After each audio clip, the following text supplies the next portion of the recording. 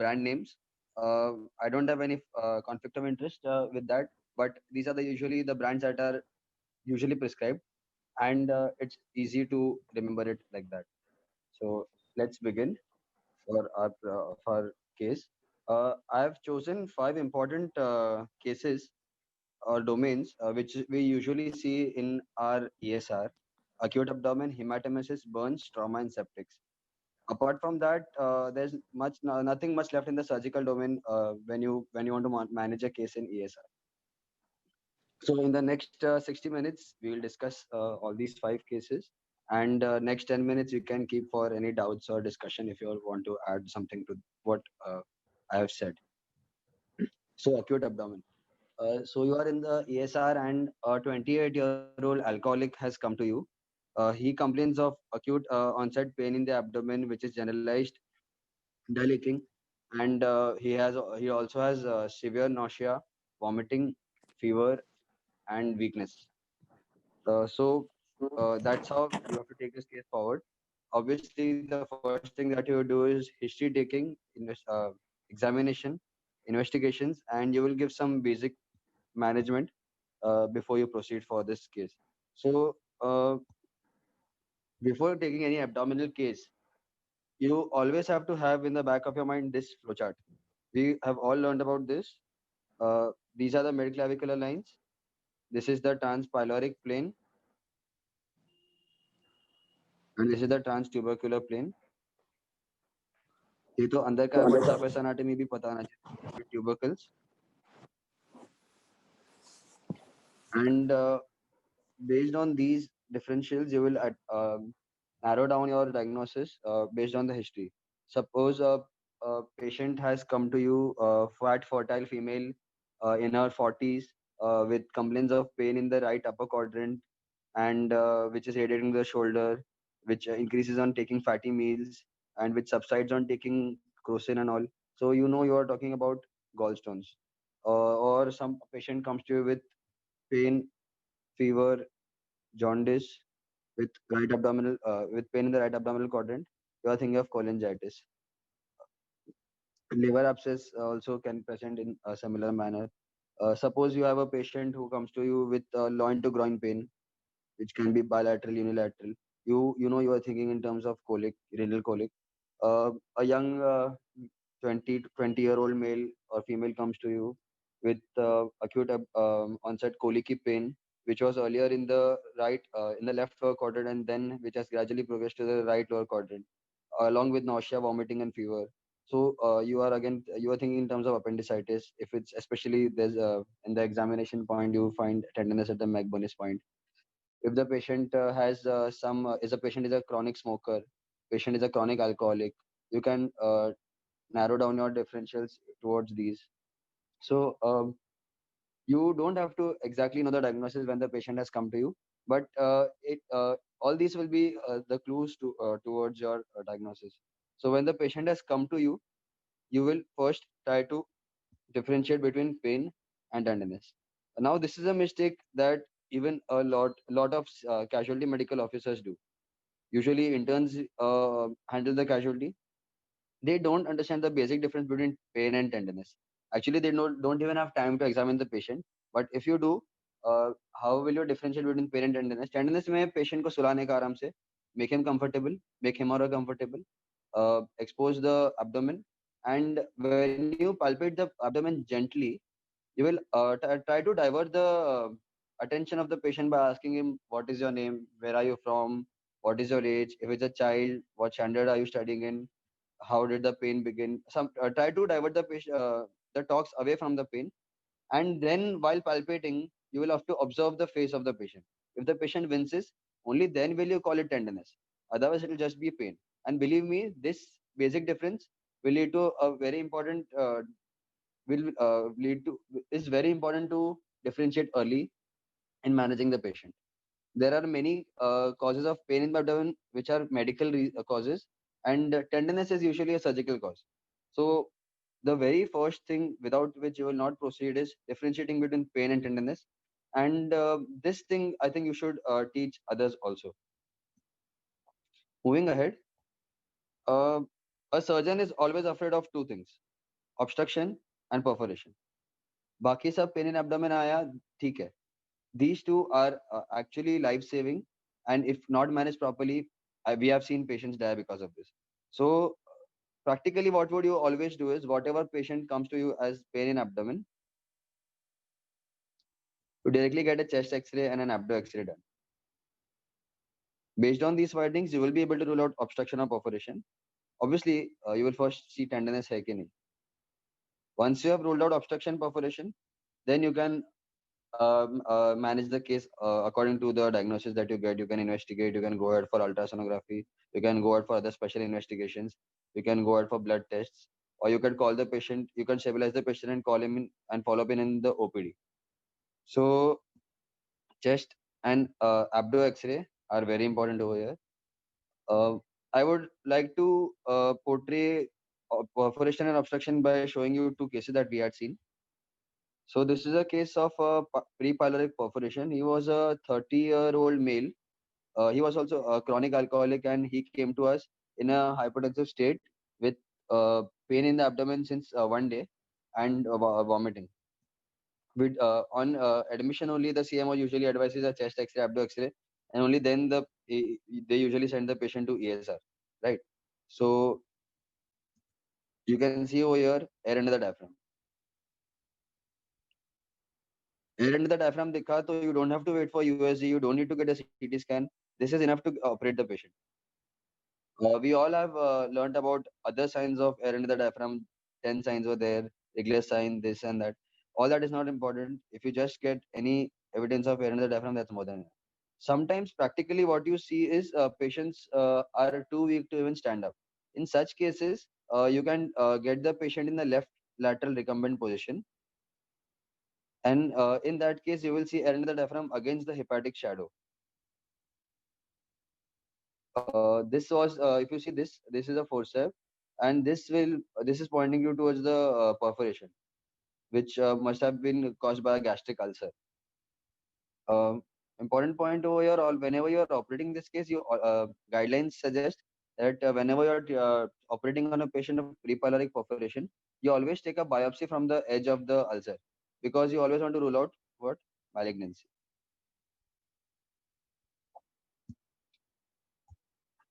We had another case of perforation. This was about a 40-year-old, 34-year-old male. He had a case of iatrogenic perforation. He had pain in the abdomen with hematochezia since 6 to 7 months, for which he went to a colonoscopist at a private setup. And while undergoing colonoscopy, uh, they must have ruptured the sigmoid colon. So you can see air under the diaphragm over here. This is not air under the diaphragm. This is gastric shadow. So we manage this case by doing a loop sigmoid colostomy over here, because the rent size was too large to be closed primarily as it was done in the previous case.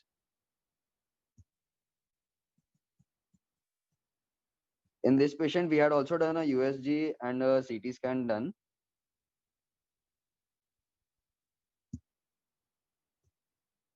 USG shows free air under the left hemidiaphragm, and even the CT we had given a rectal contrast. So rectally administered contrast is seen extravasating from the sigmoid colon into the intra-abdominal cavity. Thus, this was confirming the site of a perforation.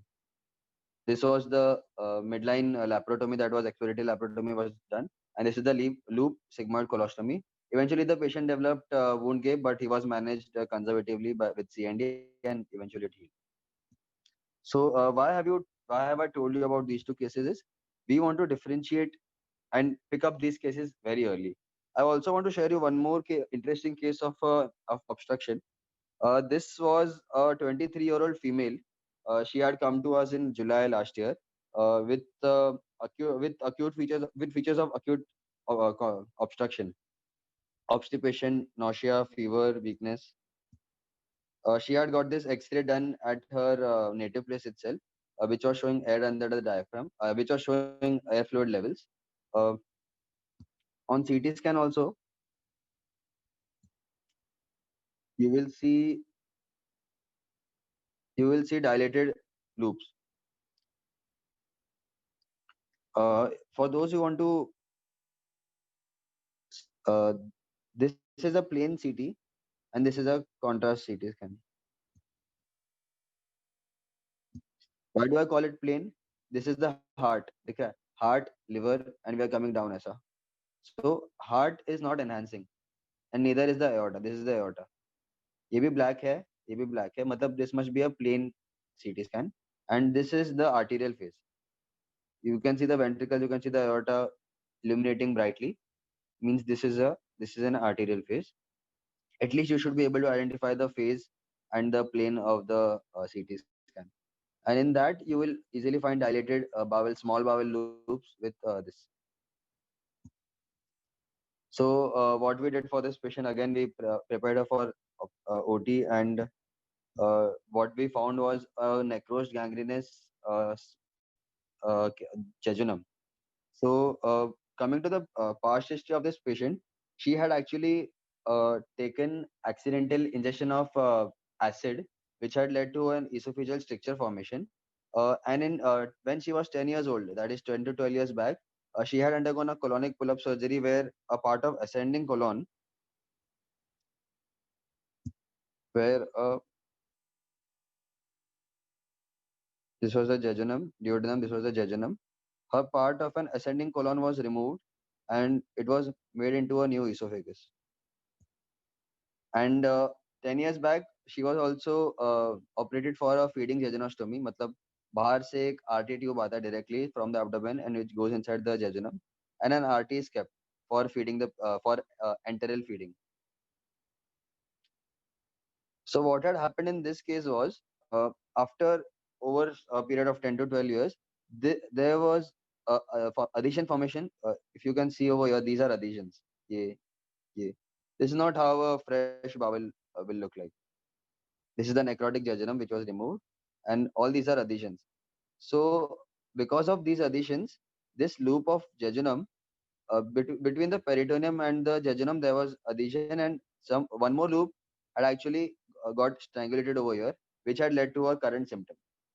So what we had to do was exploratory laparotomy midline incision. We directly found this necrosed piece.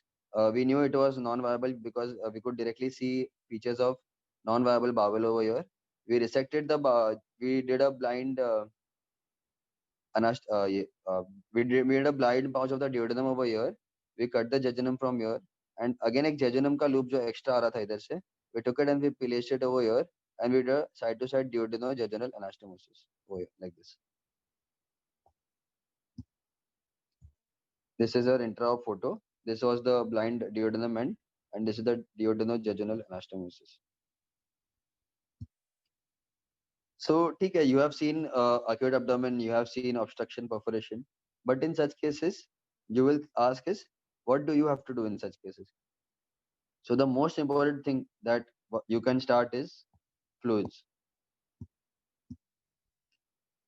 Patients usually come in shock, and fluids is the most important resuscitative measure that has to be done in such cases. Apart from that, you will put an RT. RT कौन से colour का? Green, orange usually works. That is 14 French, 14 French and 16 French. Now after putting the RT, it's not RT का डालने का indication क्या है? Because it is not for feeding. Okay, RT is not for feeding over here. We are putting the RT over here for decompression. Decompression कैसे होगा? When you after you put the RT to this patient, you have to take a IV tubing. IV tubing को you connect it to a plastic bottle or a saline bottle empty and place it below the level of the bed of the below the bed of the patient. So whatever extra gastric fluid is there, it will come and accumulate inside this bottle. And you see this greenish colored fluid. This means this is bilious in nature. And bilious means there is obstruction which is distal to the D2 segment. That's why bile is getting accumulated. And one more important nugget that I would like to share is bile stains the drain. Can you see this greenish discoloration of the whole drain? This so you will also see some other greenish colored fluid, but if you want to differentiate it, bile पूरा इसको stand कर देगा, मतलब it will always stay green. So if you want to connect this, you can connect a three-way over here, and after that you can connect an IV tubing and connect it to a bottle below the level of the patient. So what other thing that you can do in a case of obstruction or perforation? You can attach it suction machine. Apart from that, triple lumen central line, because it will guide you how much more fluids you want to give. CVP measure करना है patients में. CVP you should maintain between 6 to 8 centimeters of water. We all know how to measure a CVP. And if you don't know, let me know. I'll tell you. And obviously Foley's, because you will have to monitor urine output of the patient, and that will again guide you how much more fluids you want to give. So a patient has come to you with pain in abdomen and you are suspecting obstruction or perforation. What will you do? Patient will be kept NBM. You will give antibiotics. For obstruction perforation, you usually start Monosef. The dosing is 1 gram IV 12 hourly and Metro 400 mg IV 8 hourly. Analgesics you would like to give if it's a perforation and you are suspecting gastric perforation because of H. pylori or something, you will not give diclo. What analgesic that you can give is PCM or tramadol. IV fluids, again, lots of RL and NS has to be given.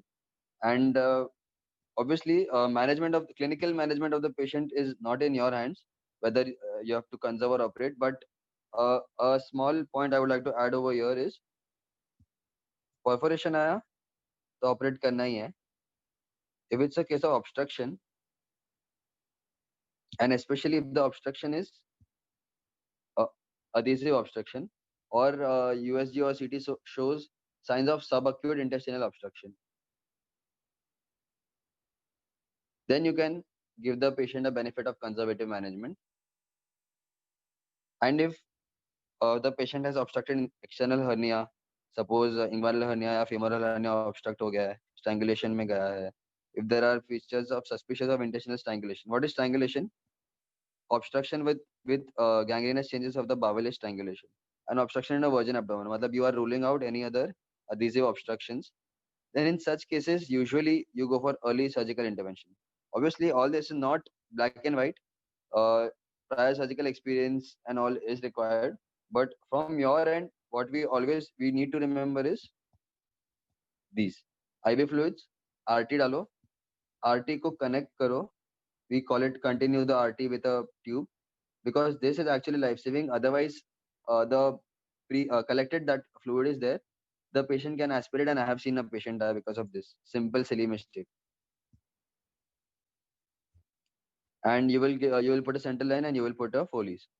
And one more nice thing that's given over here is how will you differentiate between a viable and a non-viable intestine? You have opened this patient, obstruction patient tha, you have done an exploratory laparotomy, okay? You found adhesions, adhesiolysis kiya pura using an electrocautery, and now you can see some bowel loop, okay, which is looking a little properly bowel का pink color तो नहीं है, but it has dusky changes. And you're not sure that this bowel will survive or not. You're not sure whether you want to do resection anastomosis or you want to just you just want to relieve the obstruction, adhesiolysis karke you want to come out. So how will you decide? You will see the color of the bowel. If it's dark color becomes lighter, or if it remains dark. How will it become lighter? What we do is OT में sister को बोलते हैं एक mop लेता है and warm saline में dip करते हैं उसको, and we place this warm saline mop inside and we keep it for 2 to 3 minutes. Along with that, anesthetist रहेगा इधर side पे. He has his anesthesia machine इस पे N2O, and these are the things that we give for GA cases, right? So anesthetist will decrease the N2O and he will give high flow O2 at such time when you have put a warm saline mop inside the patient's body. O2 full करने को बोलने का anaesthetist को, N2O कम करो and wait for 2 minutes. After that, if you see the dark color becomes lighter, you can see visible pulsations. General appearance अगर shiny है, firm है, then you come to know it's viable. Otherwise, it's dull, lusterless, just like we saw this case, dull and lusterless case. Then you know that this is a case of non-viable this, and you have to do resection for this bowel. So that's it for a case of acute abdomen. What analgesics would you like to do? I will again, this is something that is in your hand. Sometimes as medical officers in a PHC, this is something that you can actually think of. Diclofenac hai, and we have hyoscine. Hyoscine is a very common brand name that we use, injection Buscopan. Both of these are very cheap. Both of them can be given IM as well as IV. तो जल को डालने का भी जरूरत नहीं है patient को. Some other patient has come, you directly give him IM Diclo or IM Buscopan, and then you send the patient for investigation, or you tell them to wait for 30 minutes, see if the pain has subsided or not. If the pain has subsided, you can tell the patient to follow up in OPD. It might not be an emergency. What will be the dosing? Each ml contains 25 या 50 mg का vials for Diclo, and 1 ml of Buscopan contains about 10 or 20 mg. What will be the dosing? 2 cc if it's a 25 mg. So 50 mg of Diclo and about 20 mg of Buscopan can be given, and IM can be given directly intramuscularly in the deltoid or in the gluteal region. Intravenous has to be given slowly over a period of 15 to 20 seconds. The mechanism of Diclo is selective COX-2 inhibitor, and mechanism of Buscopan is antimuscarinic, anticholinergic. So this will help you to determine what will be the use for these specific drugs. Now Diclo you will use for as an anti-inflammatory, analgesic, and antipyretic. Patient को fever है, post-op case है, an elective case is there. Then you would like to give Diclo, especially if the kidneys are normal. You don't want to fire these kidneys. Obviously, Diclo is safer than other NSAIDs, but still, you have to see creat has to be normal for such cases. Renal colic में creat derange होने का chances है. So in such cases, Buscopan will be helpful. If you are having IBS, if you are having a colic constipation kind of case, if he has a spasmodic kind of pain, in such cases you will prescribe injection Buscopan. इसके साथ tablet pan या injection pan you can give. Pan is IV 40 mg, या tablet pan again that is also 40 mg. So that will settle the emergency pain in abdomen for some time. Then you can again assess the patient whether he has pain or tenderness. You can send the patient for X-ray. After seeing history, pain, tenderness है कि नहीं, X-ray के features क्या है, then you can take the further decision of managing the patient. And one more very common thing that comes is this renal colic, right? So renal colic, I thought I should dedicate one entire slide to renal or ureteric colic. So mechanism kya hai? Some calculus is there. It has got obstructed either in the renal pelvis or in the ureter, or very rarely in the bladder, but usually over here. And this has got obstructed, and because of the back pressure changes, there is pain to the patient. Important thing to note over here is colic is a misnomer. It's not a colicky pain. It is a dull aching pain which is continuous. So in such cases, what will you give? You will give injection Drotin or Drotaverin. This is usually used 2 cc again IM stat with injection pan. And what you can do is एक फटाक से IV fluid fast लगाओ, NS or RL. You will stabilize the patient. Keep him in front of you for 20-30 minutes. See if the pain has subsided or not. If the pain has subsided, well and good. You have also ruled out if you have confirmed the stone. How will you confirm the stone? Either you can do an X-ray, KUB, or AXR, or USG. Now, in case of X-ray, 90% of renal stones you can see, but 10% are not radiopaque. And when it comes to gallstones, 90% of gallstones are radiolucent. You will not be able to see gallstones. So basically, इतना याद रखना है कि X-ray is more beneficial for renal stones, and USG is more beneficial for gallstones. Okay. So patient has come to you with renal colic, burning micturition, increased frequency of micturition. These were the symptoms that will come. He will come to you. Middle-aged male, middle-aged female रहेगा.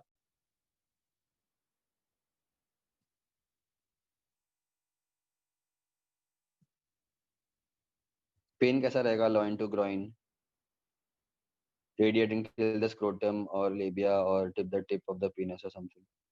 These are the complaints that the patients bring with. And we have all learned that based on the level of stone, there are different places where the pain gets referred to, right? You will read about it on that. Uh, so you have ruled out any emergency. You have ruled out urosepsis. You have ruled out anuria, and you have ruled out renal failure. मतलब how will you rule out renal failure? Urine output अच्छा है कि नहीं? Patient को पूछो urine pass कितना हो रहा है. And urosepsis में you will look for fever or something, or some signs of a pulse, BP you will check. In that case, you have ruled out sepsis, and after you have given injection routine, patient का pen है subsided, patient को nausea नहीं है, patient is young, debilitated condition नहीं है. So then it's well and good. You send the patient for USG in the emergency only. The patient comes with a USG report, and it will be a ureteric calculi which is about 2 to 3 mm, or multiple calculi 6 to 7 mm. Such cases you will do a conservative management, and weekly KUB या USG करवाओ patient से. And what will you give the patient when you send the patient home? Again, you will give Drolgan. This also has Dotaverin. Drolgan is a brand name. Doverin is a brand name. Many other brand names are available. This has to be given BD. It contains 80 mg of Dotaverin. It is an anticholinergic. And aceclofenac is an NSAID.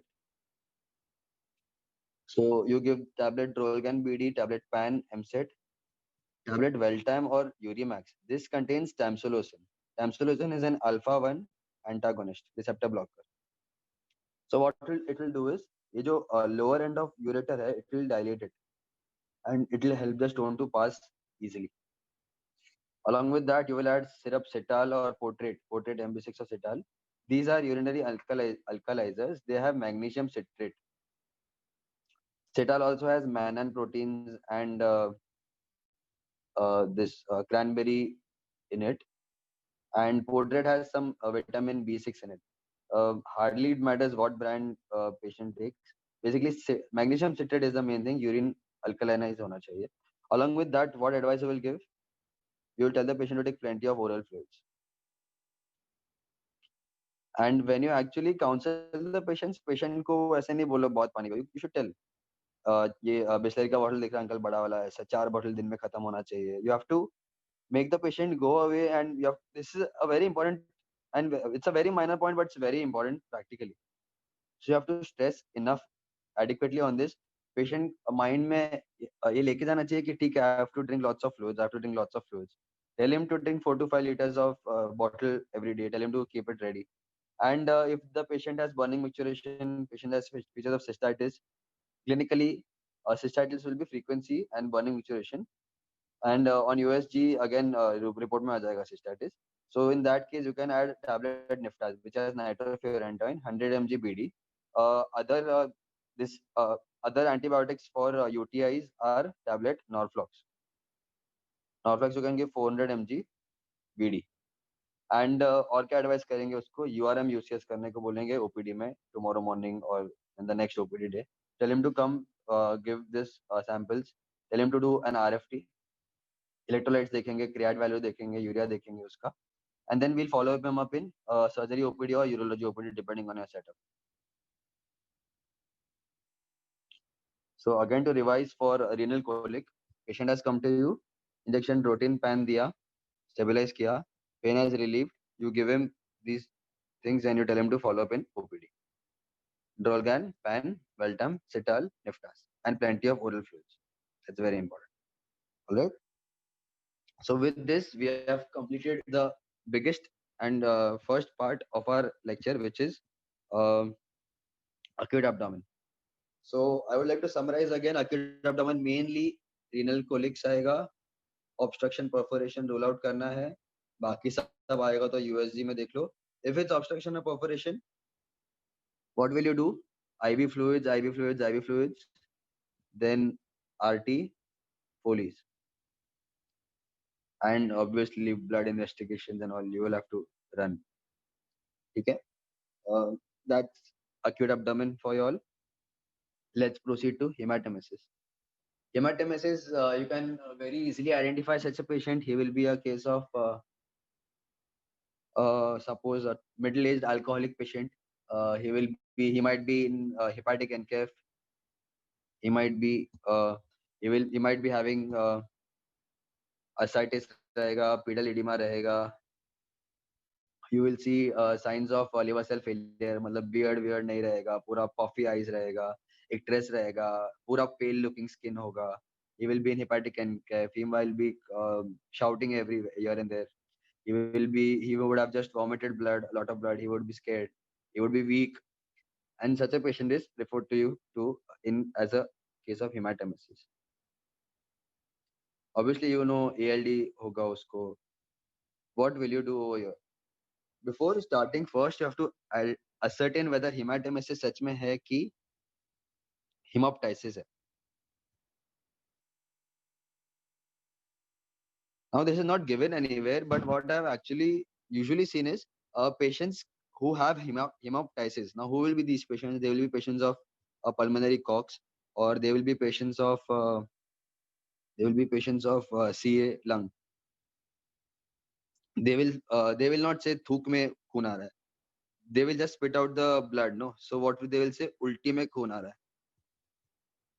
These patients come and say CMO को उल्टी में खून आ रहा है. CMO considers this as hematemesis and he sends the patient to ESR. Now we don't have any rule for treating PTB or CA lung which have hemoptysis. So first you have to ask the patient अगर photo है, if it's actively vomiting blood, well and good, you will be able to see. If he doesn't have and you have some photos of it, you have to see if it's proper glass भर के या proper, because hematemesis will not be ऐसा spit जितना जितना palm में आ जाएगा हाथ में. It will actually be frank blood. Like it will be a pool of blood that you can see over here. About a glass or two, he will actually vomit. So hence hematemesis is serious condition. Hematemesis में पूरा you have to again start a management early. There's a fixed line of management, but first you have to differentiate between hemoptysis and hematemesis. Once you're sure it is hematemesis, what will you do? Lots of things have to be done together in such a case. Patient has come to you, you quickly put a Gelco first, obviously. Start him on IV fluids. He will be in shock. दूसरा दिन pulse, BP, saturation, vitals low. Note it down. Write orders for the staff. Staff will give her injections. I will come to the orders later. One person is doing this. One person has stabilizing the patient. Patient has come to you. Propped up rakho. Put an RT. Again, one person is putting a Gelco. Second person can put an RT if you have enough patients, enough people. RT dalo. Patient has been given an RT. And what you have to do is you have to give an RT wash. Now, what is an RT wash? Patient is lying over here, and you have to take this IV stand. IV stand liya. You have to take a normal saline bottle, and over here the patient will be having an RT. Okay. So again, same thing. You will be having a IV tube. You connect the IV tube, connect to the other part of this RT, and this is how it is. So within 1 to 2 minutes, 500 ml of saline or fluids that you have taken, it will go inside his stomach, and that is how you are giving an RT wash. As soon as this is over, disconnect this from here. जैसे हमने पहले RT continue किया था. You can take a tub, take this IV tube, and you remove it from here, and take this IV tube and you put it down here. Whatever RT wash that you have given will come in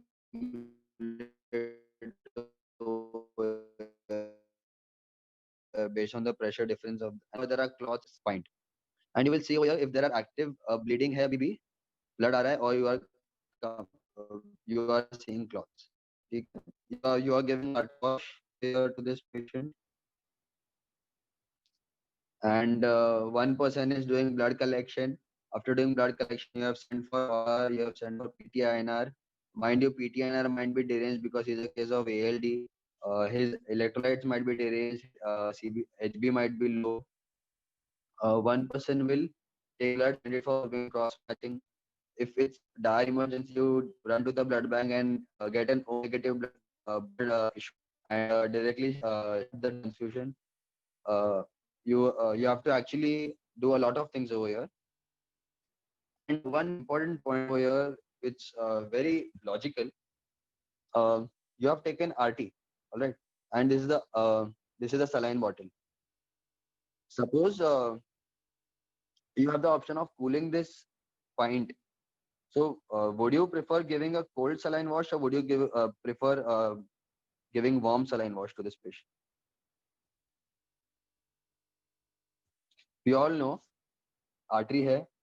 If you give heat, it will cause vasodilatation, and in cold there will be vasoconstriction. So, wouldn't it be logical in this esophagus where there is active bleeding esophageal varices hai, if you are giving a cold saline wash, pura ice cooled, so wouldn't this lead to vasoconstriction and early stopping of the bleeding, right? Well, that might be true, but it's very important to know that cold saline wash is not to be given. The reason for that is giving cold saline wash will activate the triad of death. What is the triad of death? Hypotension or active bleeding, hypothermia जो हमने cause किया है, and bleeding disorders. Bleeding, bleeding difficulty, hypothermia, hypotension, and acidosis. All this is a deathly spiral. One thing will lead to another. Acidosis, acidosis will lead to problem in coagulation and all. And this giving a cold saline wash actually has worse outcomes. So again, to summarize, patient of hematemesis come to you. Blood. One person is collecting blood, running to the blood bank to issue blood. One person has put the RT. One person has put the Gelco. You write the orders, call on the staff to give the orders, and give a normal saline wash. All right. Proceeding ahead, what orders will you give? PAN and MSET in cases of hematemesis are double dose. So 40 mg PAN you will give stat, and 8 mg MSET you will give stat. Injection clip is tranexamic acid. Now why have I written clip over here and not tranexamic acid? Because that's how even the sisters in the hospital call it.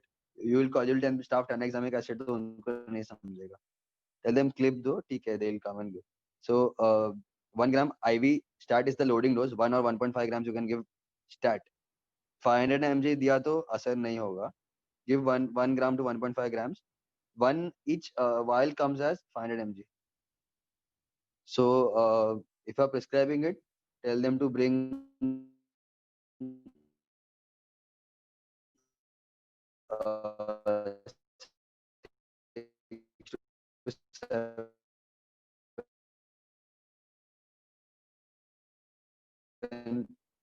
vials of injection clip and over here.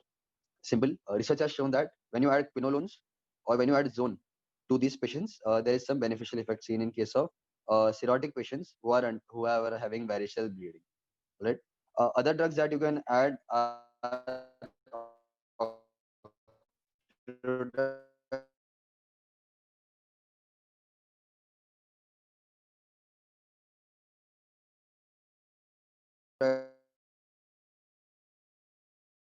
and terlipressin. Octreotide is a somatostatin analog, and terlipressin is a vasopressin analog. the dose is 50 micrograms IV stat followed by 50 microgram per hour. And for terlipressin, it is 2 mg IV stat followed by 1 mg per hour. And obviously, we'll give lots of IV fluids along with the same management for shock, which is IV fluids, central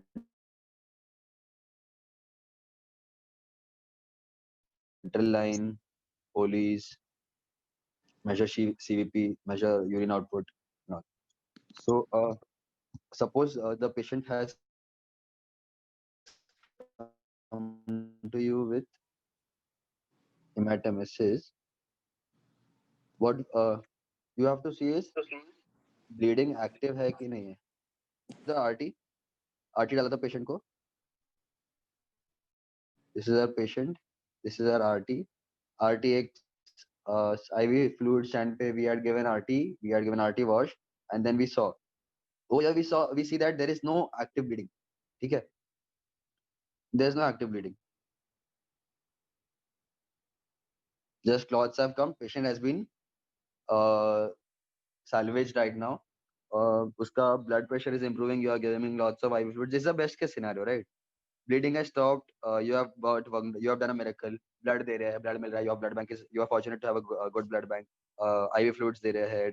Patient is affording to bring this Octodad terlipressin, which usually costs about 1,000 to 2,000 rupees. Patient is affording. All these medical management is working.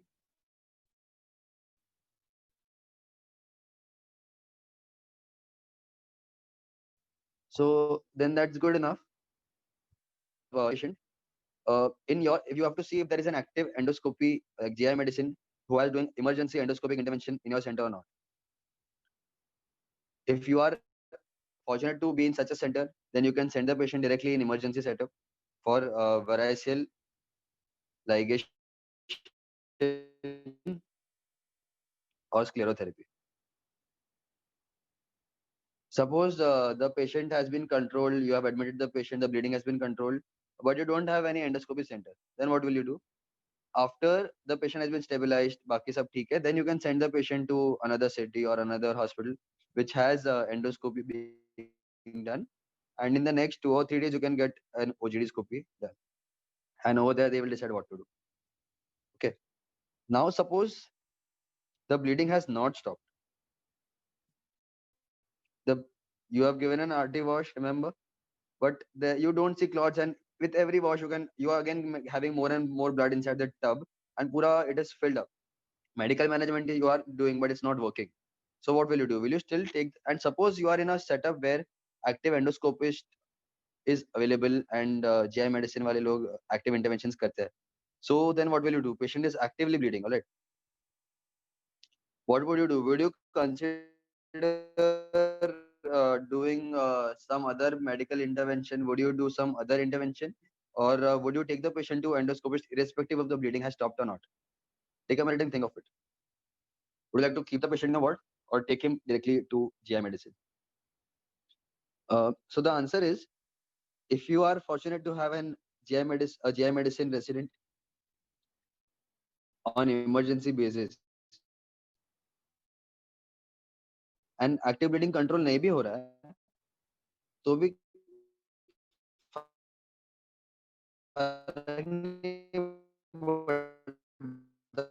take the patient to the endoscopist urgently. All right. What is the logic? Suppose you had a CLW and this do, would you try it, right? That is the definitive management. Similarly, in a case of actively bleeding hematemesis, it is better to take the patient to an endoscopist, even if you have not been able to control the bleeding. Obviously, you first have to stabilize the patient. Stabilize karo, fluids do, blood do, and even if you still cannot control the bleeding, still take the patient to an endoscopist. He will do variceal ligation or sclerotherapy, and he will stop the bleeding. All right. And again, the fourth scenario that was left, the patient has come, control to any active bleeding hai BB, and this was the case of endoscopy suit available. Suppose actively bleeding, you are in some PHC, Padgaon somewhere, and the patient is bleeding, and there is no GI medicine or scopy available around you. then what will you do? This is a very bad situation, but in such cases, only in such cases where patient is actively bleeding and there is no endoscopy available, then what we can do here is our very simple management is SG tube. Sengstaken, Blakemore, SB tube can be put. SB tube has a gastric balloon and an esophageal balloon. Okay. First, you insert an SB tube. It is similar to an RT. Okay. Lignocaine lagaya either aju baju, and you have inserted the SB tube. Uh, First thing that you will do is you will fill this gastric balloon, and gastric balloon has to be filled with 300 to 400 ml of air. All right. Now, how will you measure 300 to 400 ml? Simple 50 cc syringe है, उसको लेके 7-8 times हवा भरो and you put it. All right. Obviously, there will be a one-way valve. So with this gastric balloon, air will go inside just like a Foley's and will stay. After filling up the gastric balloon, what will you do is you will connect this gastric balloon to a helmet or to an IV stand, and you will give traction. Why traction? Because ये balloon, when this will give pressure from downwards, only then the active bleeding will stop. Just putting the SB tube will have no use. All right. After putting the SB tube, you inflated the gastric balloon. You have tied it. You have given a helmet or you have added a pulley over here, and you have given traction. You have pulled the gastric balloon as outward as it can. Then what you do is you have to inflate the esophageal balloon. Now there is no here. What you have to keep in mind is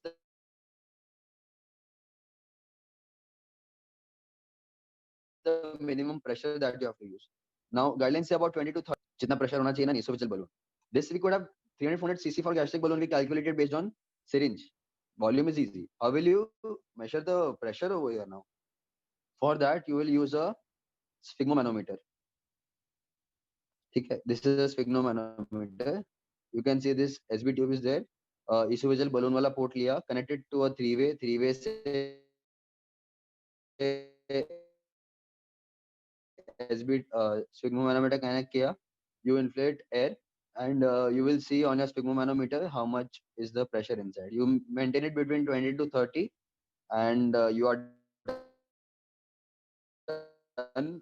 You would be active bleeding to stop हो जाएगा, and then you have to stop transport the patient to the center which has active endoscopy available. This screenshot I've taken from Harrison. I'm not going into details, but I just want to point out the esophageal varices है, malaria device hair or erosions. For all, if you see, हर एक पे endoscopy है. Majority of cases are managed endoscopically only. Surgical indications पहले कम हो जाता है. When endoscopy was not available, gastric ulcers like hematoma का patient आया, again IV fluids, nothing without them. IV fluids, RT, normal saline का RT wash. अगर गांव में है, PHC में हो तो put a SB tube, otherwise OGD scopy and banding. Banding versus sclerotherapy, that they will decide. You can read up about it. There's no enough time to go into those details. All right, that's two topics done. I think we have passed 50 minutes. I would try to speed up the next three topics. Anyway, they are small. The major two topics are over. Over here, एक break लेते हैं, and I would ask you a question. We all write a prescription, right? Everyone must have written a prescription at some point or the other. Prescription में भी write RX. Do you know what RX is? Think over it. I'll tell you the answer at the end of the PPT. All right. Next, burns. Burns also a very important case surgically. what we do in a case of uh, pre-hospital care in a case of burns. Ensures cure, safety, stop the bleeding process, all that is okay. One important thing Bailey tells you is cool the burn wound. You can irrigate the wound with cold saline or something. Outside, you can irrigate the skin like normal saline also. And you should give a cooling effect for a minimum of 10 minutes. And even if it's up to 1 hour from the after the burn injury, you should give it and give O2.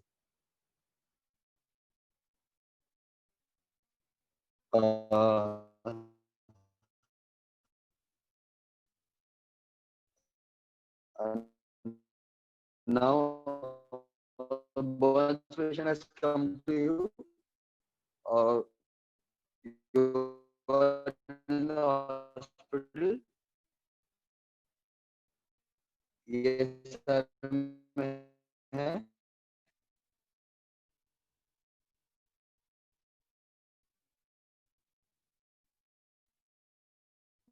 What will you do?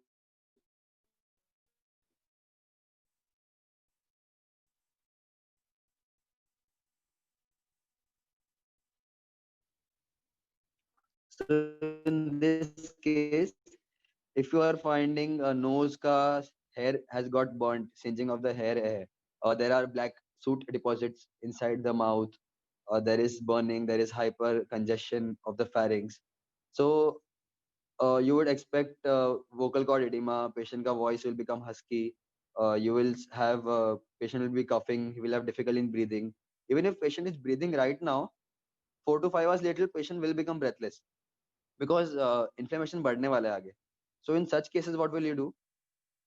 After assessment of the airway, you will do an elective intubation. This is very important. अभी patient आया है ESR में, intubating the patient right now is very easy. If you wait for 24 hours, the whole mouth will become very much edematous and you will not be able to intubate the patient later.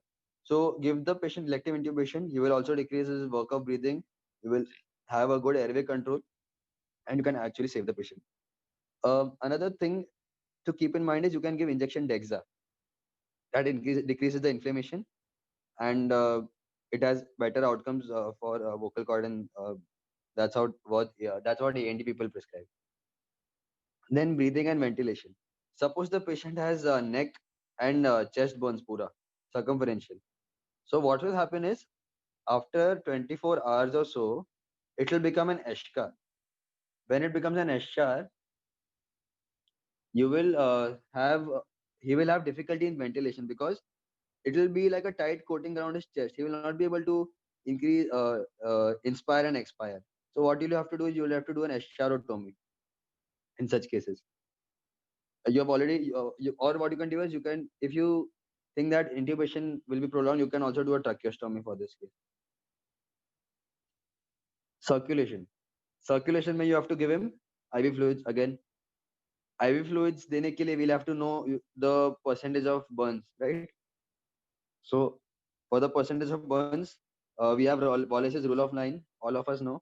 Another method is London Browder chart. We can use this to calculate percentage of burns. This obviously you should remember. Another method is rule of palms. This palm, no, this much with the hand and the digits of one side. This constitute about 1% of body surface area.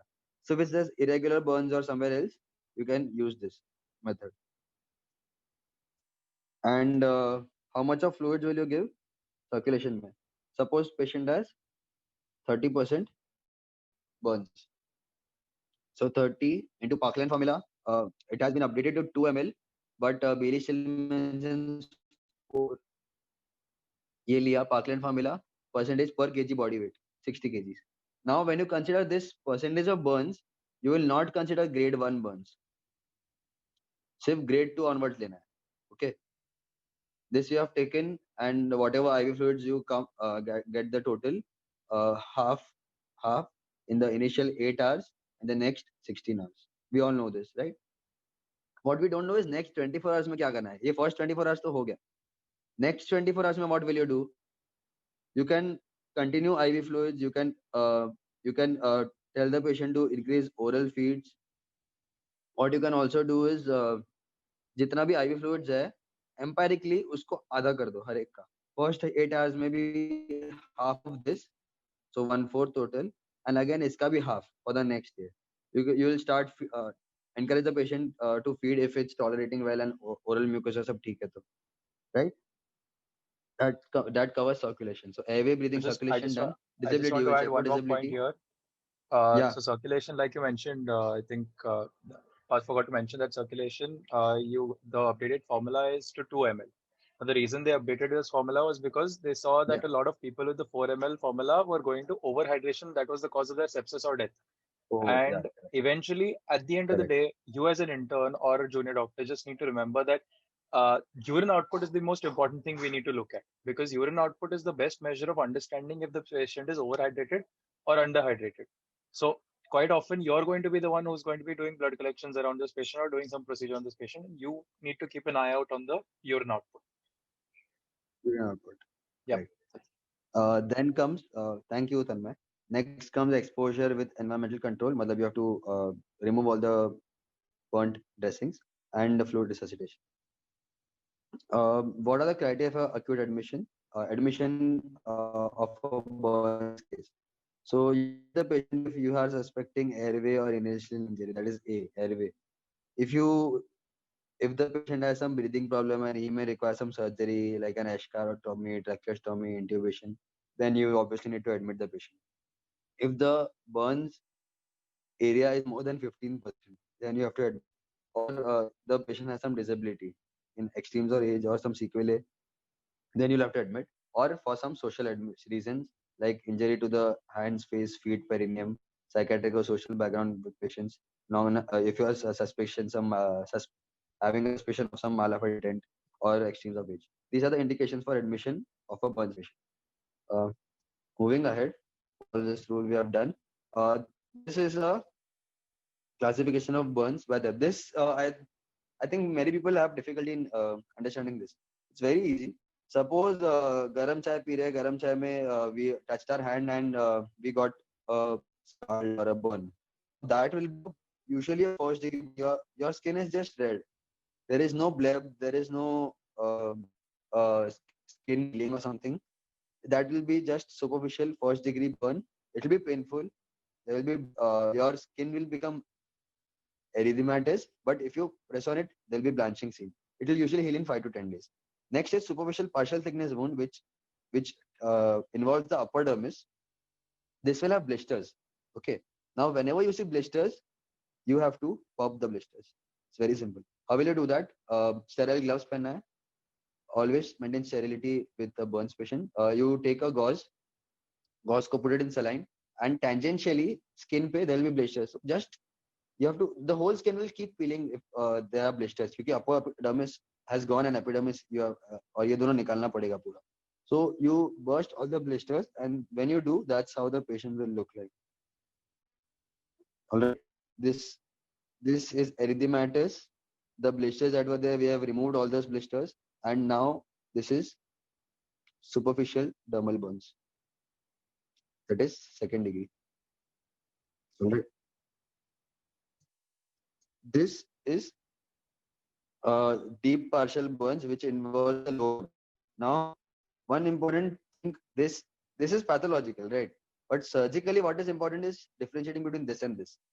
If you see first and second degree or superficial and superficial partial thickness, both of these we generally call it as superficial burns. Okay? And these are called deep burns. Now, there are very important differences when you classify these as superficial versus deep. Because pathologically, obviously, the lower layer of dermis is most important. This will be painful. This will not be painful. Usually, this does not require dressing. You can keep these superficial wounds open, and these definitely require dressing. They will heal, and they will likely to they will become a scar or by contracture formation, and they may require some operative intervention. इसमें कुछ भी जरूरत नहीं है. So it is very important to distinguish this and this. Alright, usually burns ऐसा fix नहीं आएगा कि ठीक है ये पूरा person now say take this example. He was sitting around a bonfire and he got burned in the month of last month that he had come. So It will not be like the whole of the body is of the same degree of burn. There will be mixed some layers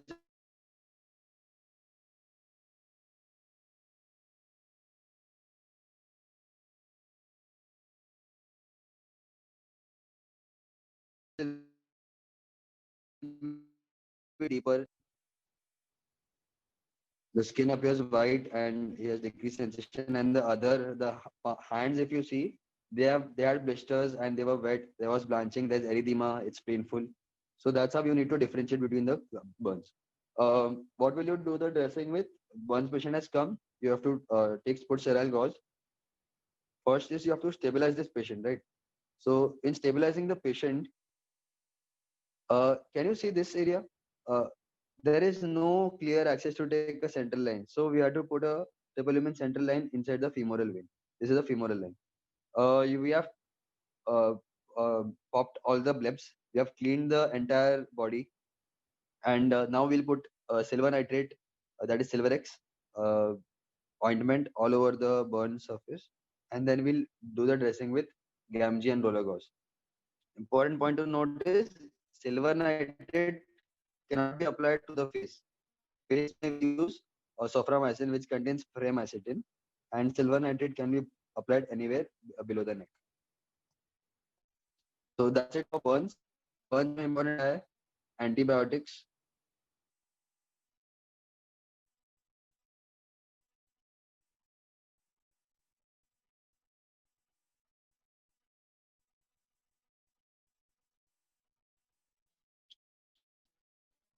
Obviously, in our physiotherapy, you have to mobilize. You have to encourage oral feeding.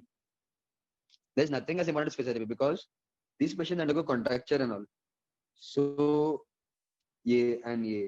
So what you do is you give them splints. There's something called an aeroplane splint. There are dressings. Agar neck involved, so I'll give him a collar brace. I will give him mustard dressing because his ears are involved. Over here, I'd like to give a yeah. If the knees are involved, I would like to give a knee blocking splint. Heart maybe there's a thing called as a functional splint which will keep the hand in the functional position. If you don't give these splints, he will go into contraction. What we also do is there's something called a smiley ball, the yellow smiley ball aata hai. You tell the patient to buy it and keep exercising all day. Otherwise, his fingers will go into contracture and pura, it becomes very bad. It becomes pura contracture ho jata hai finger. That's it. Acute abdomen done, hematemesis done, burns done. Now is the case of trauma and septics. Trauma, very common cases. CLWs are very common. Young males will be there, bike पे चला रहे थे, accident हो गया आजू बाजू, they'll come with a CLW. Usually they are under the, many a times they are under the influence of alcohol. So here is a patient, head पे एक इधर उसका, this is our patient, ठीक है, this is the back side and he has got a CLW. So what will you do first? Usually casualty में the patient will get injection TT and diclo. All right. Once that is done, you will take the patient to your minor OT. उसमें if it's actively bleeding, you will first stabilize it. If there is barber available, well and good. Tell him to clear the hair around the CLW. You give a wash, saline say. If there is any foreign body, remove the foreign body, betadine though, and clean that area with betadine. And then you directly, you take lignocaine, injection lignocaine 2%. For the scalp, you can take injection lignocaine with NORAD, with adrenaline. For end arteries in fingers, if you are doing anything on the penis or something, then you don't use this vasoconstrictors. But in the scalp, it will be helpful to decrease the bleeding. So take ligno with NORAD, 2% होता है, 5 cc syringe लो, load ligno, ligno आजू बाजू इधर डालो, patient will relax, counsel the patient, it won't hurt. You have to use Ethylon 20 scalp के लिए. For skin, we use a reverse cutting type of suture. And for bowel, we use a round body type of suture. Why? Because skin is very tense. Only you need a sharp edge to cut through the bowel, to cut through the skin. Athlon 20 is the thickness. Athlon is a brand name. Obviously, it contains nylon. Nylon is non-absorbable surgical suture, which is synthetic. So what type of suture? Non-absorbable synthetic nylon suture. 20 reverse cutting, 3/8 needle size, and 70 centimeters the length of the thread. So you take it. You have taken a needle holder. You have taken tooth forceps. You have taken a scissor. That's all you need for suturing. You have done the suturing. Suturing is done by vertical mattress method. Why? Because it's a hemostatic suture. Why is it called vertical mattress? Because both the threads are above and below each other. How will you take a vertical mattress? Far, far, near, near. Okay? Far, far, near, near. And you tie. That is a vertical mattress. ये ले लिया, and then you will do the dressing. Dressing can be done with अपना scalp था, CLW. This was the, you did a shaving over here, CLW डाला. You put the stitches, put a small gauze, and put a Dynaplast over here. If it sticks, well and good.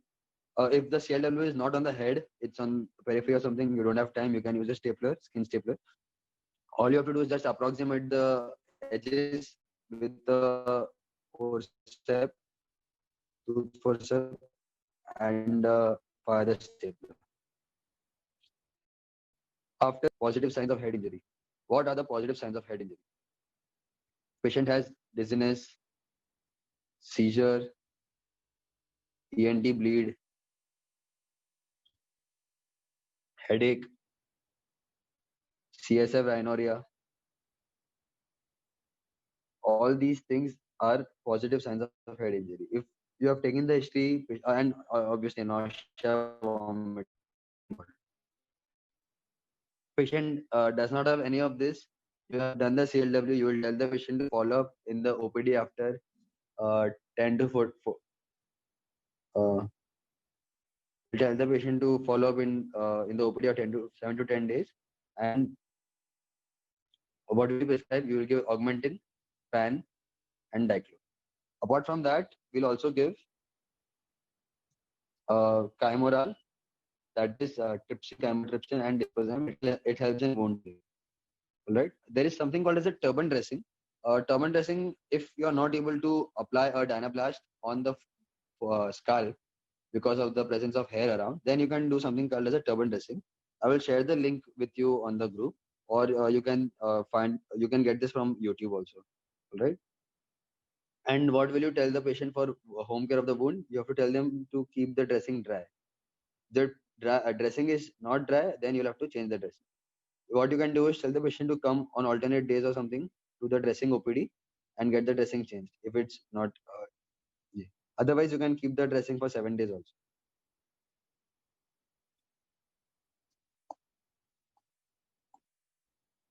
All right. And what are the indications for doing a CT scan in a case of head injury? The GCS is less than 13 or GCS is less than 15 at 2 hours. Patient has any signs of basal skull fracture. On palpation only, you can see a depressed skull fracture or a focal neurological deficit. Our patient has more than one episode of vomiting. In such cases, you have to get a CT scan done, which is imperative. All right, do it somewhere later. And thus, the fourth topic is over: acute abdomen, hematemesis, burns, and trauma. The last topic that is left is septic. Septic is the simplest of all. Septic में क्या करना है? Prepare the patient, and whatever is bad, cut and remove. You have to operate, nothing. So you have to prepare the patient for OT. We all know how to prepare the patient for OT. You have to get the basic investigations done. Triple H is very important. X-ray, ECG, analysis of fitness, whatever is important. Informed consent, shaving and preparing the patient and shifting to OT. So, Okay. Parth, if I could just quickly add what these guys as an intern should know. So basically, when they're on the rounds or taking bloods, whatever, they're around the patient. So the thing that you can notice as a junior doctor is there's this very famous question: could this be sepsis? You look at a patient and you feel that something's not right, and you should be able to ask yourself, could this be sepsis? And if you ask yourself that, then you need to know what is Q SOFA. Q SOFA is basically just three questions you need to ask yourself. That is, if respiratory rate is greater than 22 per minute, if there is altered sensorium, and if the systolic blood pressure is less than 100 millimeters of mercury. If any two of these are present in the patient you're looking at, immediately tell your senior, immediately tell the resident, because this could be sepsis, and then you need to class. They will obviously classify if if this is serious sepsis or not serious sepsis. And a good mnemonic to remember what you need to do immediately after you detect a sepsis case is you give six and you give three and you take three. So what do you give? You start the patient on O2. You give O2. You give the patient IV fluid challenge, which is a 500 ml NS over 15 minutes, and you will basically give the patient reassurance and broad spectrum antibiotics. Sorry. So the third thing you will give is a broad spectrum antibiotics immediately. And what do you take? You will take blood for blood cultures before giving antibiotics. You will take blood for serum lactate calculations, and you will check the urine output hourly.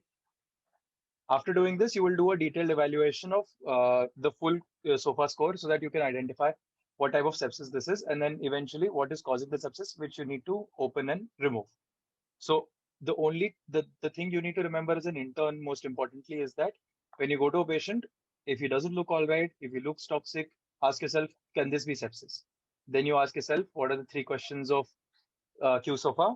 And then if the Q SOFA is, if two of those Q SOFA variables are positive, you will go on to give three, take three.